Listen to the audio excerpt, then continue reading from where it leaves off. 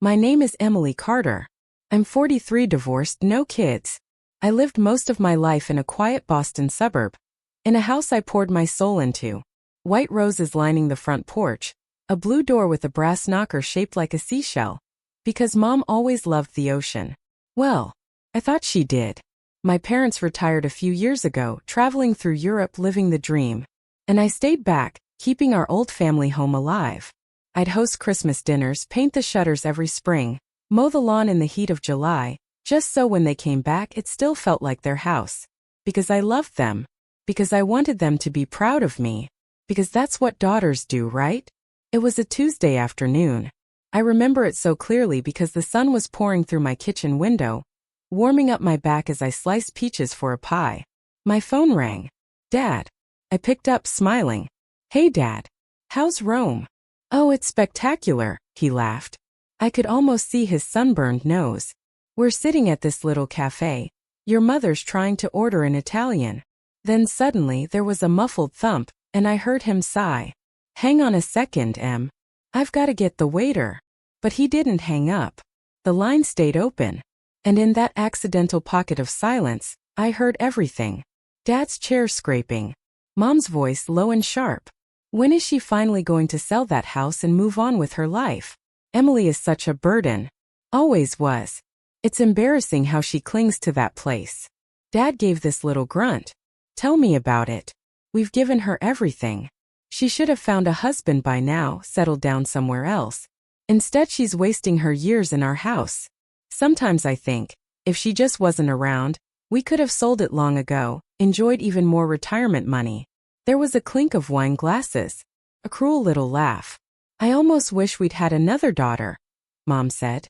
One less pathetic. I stood there, peaches bleeding juice across my cutting board, knife trembling in my hand. I felt like my heart was leaking out through my feet. They'd never talk like that. About me, right? But it was their voices. No mistaking it. That was my dad. That was my mom. I hung up without a word. They didn't even notice. Probably too busy toasting each other in the Roman sun. I spent the next week in a fog. Didn't eat much. Didn't sleep. I just wandered around that house, touching the banister, the fireplace mantel, the old dent in the hallway where I once fell off my tricycle. Every inch of it wrapped around me like a cruel joke. Because suddenly I realized this was never my house. It was always theirs. And I was just a caretaker. A live-in embarrassment. A burden. Then something inside me hardened. I've always been the quiet type. The dependable daughter. The one who sends birthday cards, who says sorry first, who laughs off insults. But that day, something snapped. Because you can only be the family punching bag for so long before you stop feeling guilty. And start feeling done. So I made some calls. I talked to my lawyer. Listed the house with a private broker. Didn't tell a soul. Not even my cousin Lydia, who would have run straight to my mother. Within 3 weeks I had a buyer. All cash. $980,000. I didn't haggle. Didn't care. I just wanted out. I packed up every photograph. Every piece of my heart I'd stuffed into those walls, and I left. Found a cozy apartment by the harbor. Tiny. 2 rooms. But it was mine. Every key, every tile, every sunrise through that crooked window was mine. My parents came home from Europe a month later, tan and grinning, rolling matching navy suitcases up the drive. And their key didn't fit. I wasn't there. But I left them something on the doorstep. A small envelope. Inside was a single sheet of paper, written in the neat handwriting they taught me when I was 6 years old. Surprise. A burden did this. Enjoy your next adventure. Love, Emily. I wish I could say that was the end of it. But you don't burn bridges that big without someone trying to cross them again. Especially not when money's involved. Because 2 weeks later, I heard a knock on my new door. And when I opened it, my parents were standing there. Faces pale. Eyes furious. And behind them, someone I hadn't seen in years. My ex-husband, Daniel. I'll tell you what happened next. How my quiet little escape turned into something so much darker. How I found out the truth was even uglier than I imagined. And how, in the end, I got a revenge so perfect it almost felt like poetry. I stood there, gripping the doorknob so tight my knuckles went white. Because standing on my tiny porch wasn't just my mom and dad. looking angry and embarrassed. It was Daniel, my ex-husband, the man who broke my heart 10 years ago and left me scraping myself off the floor like shattered glass.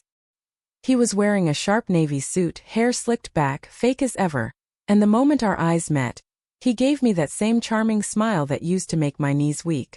Now it just made my stomach turn. "Emily," Dad began, clearing his throat. "We need to talk." I stepped aside, wordless, and let them in. I'm not proud of it.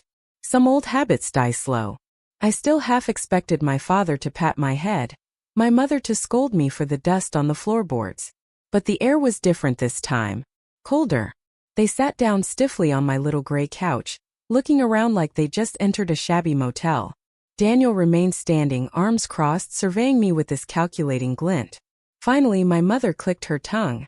"Well, this is quaint." She looked me dead in the eye. "You've caused quite a mess, Emily.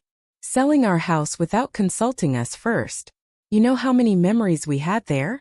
How much that property meant to this family's future." I almost laughed, because it was so absurd.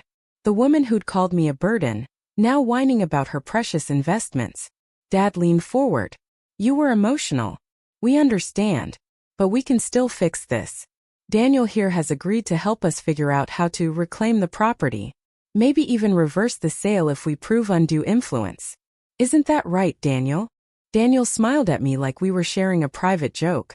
"Of course. Emily, I never wanted things to end badly between us. Maybe this is our chance to, work together again." My heart actually hurt. It was beating so hard. They didn't see me as a person, just a way back to their money. I stayed very still. Then I said softly, "Get out." My mother's face pinched up. "Don't be childish. We're family." I took a slow breath. Family doesn't call you a burden. Family doesn't plot to steal what's yours. And Daniel. I turned to him, felt my voice grow sharp like broken glass. "You had your chance to be family when you left me for your secretary.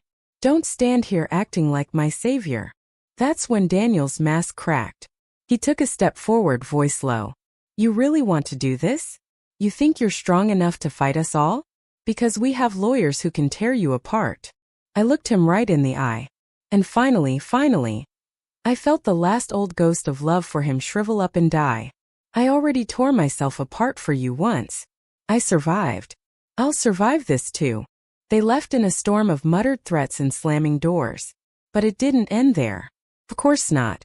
3 days later I got served papers. My parents, with Daniel's help, were trying to claim I was mentally unstable when I sold the house. That I'd had episodes. That I was depressed, that maybe I wasn't of sound mind. They wanted to claw it back into the family trust. I should have been terrified.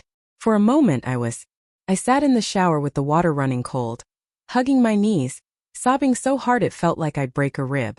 Then I got up, dried off, and called a lawyer who specialized in exactly these kinds of family betrayals.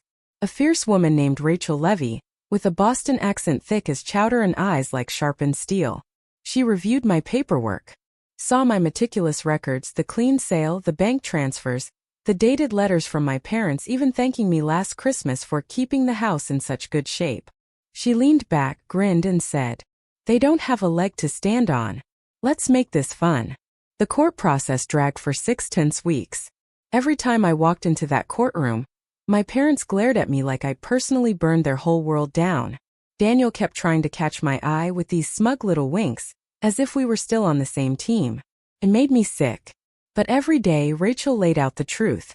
The sale was fair. The money was clean. Their claims were built on nothing but spite. On the final day, the judge ruled in my favor, dismissed all their claims.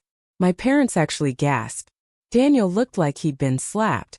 I walked out of that courthouse into the blinding summer sun, feeling like I'd been born again. I didn't even realize I was crying until Rachel squeezed my shoulder. "Sometimes," she said gently, "the best family is the one you choose, not the one you're born into." I thought that was the end of my story, that I'd won. But sometimes victories come with one last surprise. Because a month later I found something that would change everything I thought I knew. About my parents, about Daniel, about why they were so desperate for that money. A month passed. Life got calmer. I started going for long walks by the harbor, buying fresh flowers every Saturday, learning how to make fancy little pastries just because it made my kitchen smell sweet.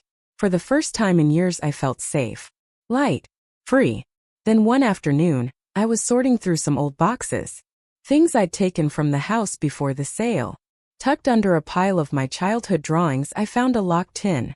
It was navy blue, rusted at the corners. I remembered it vaguely from the upstairs closet. My dad used to keep important documents in it. I almost tossed it aside. But something made me dig through my junk drawer for a tiny screwdriver. Popped the lock. And inside were neat stacks of paper. Receipts. Wire transfers. Some of them dated years ago, long before my parents had ever said they were struggling for money. My hand started to shake. Because mixed in with those old bank slips were letters. Dozens of them. All addressed to my parents. From creditors. From the IRS. From private debt collectors. My parents were drowning. They hadn't been living a cushy, carefree European retirement. They were running from their debts. Then I found a folder labeled, Daniel Carter. My stomach flipped. I opened it. Inside were printed emails. Dozens of them. All between my parents and Daniel. Dated a full year before he'd shown up at my door. They weren't just conspiring to get the house. They'd been planning it together from the start. Daniel had found out about my parents' money problems. They'd promised him a cut if he helped them manipulate me. If he could gently convince Emily to reconsider the sale. If he could maybe even marry me again so everything would legally merge right back into their hands. My parents hadn't come to me in desperation. They'd come in a calculated trap. And Daniel? He was never there to rebuild anything. Just to finish what he started years ago when he left me. Taking everything I had.